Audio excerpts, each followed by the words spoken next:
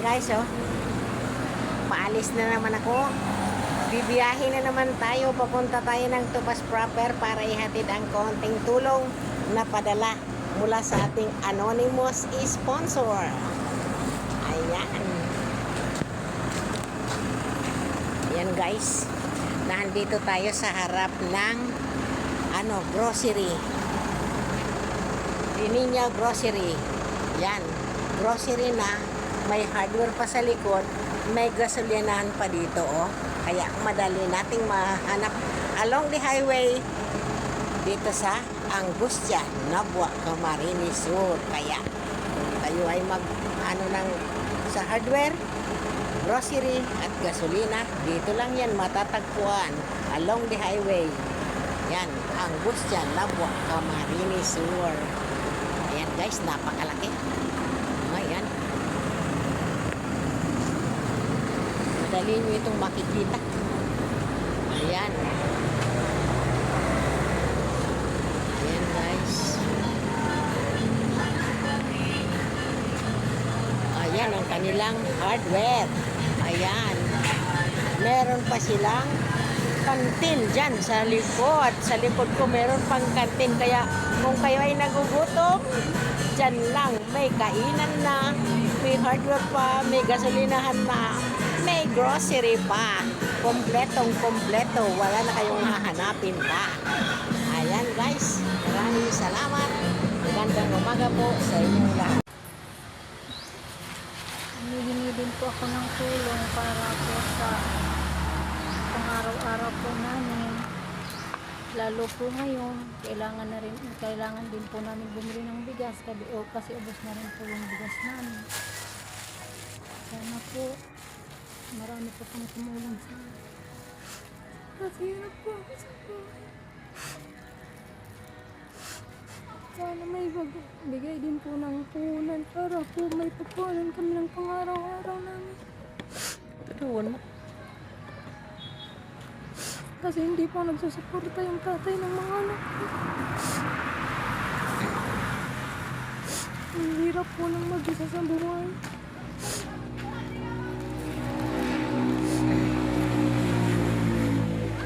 Lalo po ngayon, itong tinitiran po namin, pinapalis na po kami. Kailangan na po namin makalipat. Kaso wala po kaming malipatan pa po sa ngayon. Sana po may tumulong po sa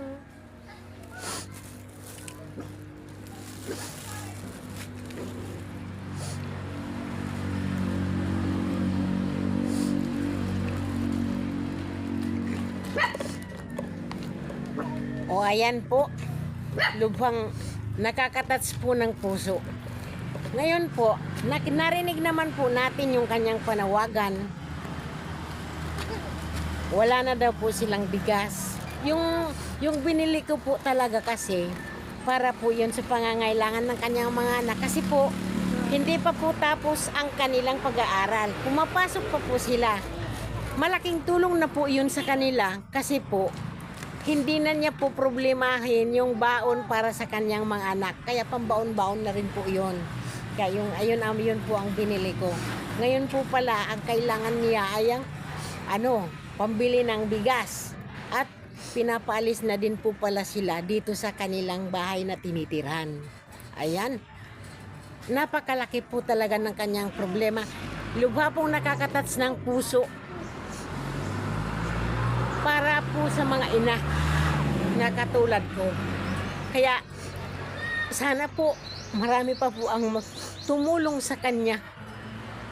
Lalong-lalo na po sa side ng mga ina na tulad natin. Malaking pasanin po sa kanya kasi po ang kanyang mga anak ay napakaliit pa. Hindi po siya makagalaw ng malaya para makadiskarte sa hanap buhay. Kasi po, hindi niya po maiwanan ang kanyang mga anak dito sa bahay. Yan po. Sana po, marami pa po ang matats ang ating mga puso sa panawagan ni Ate Joanny. Kasi po ako nga, natatats po ang aking puso sa kalagayan niya.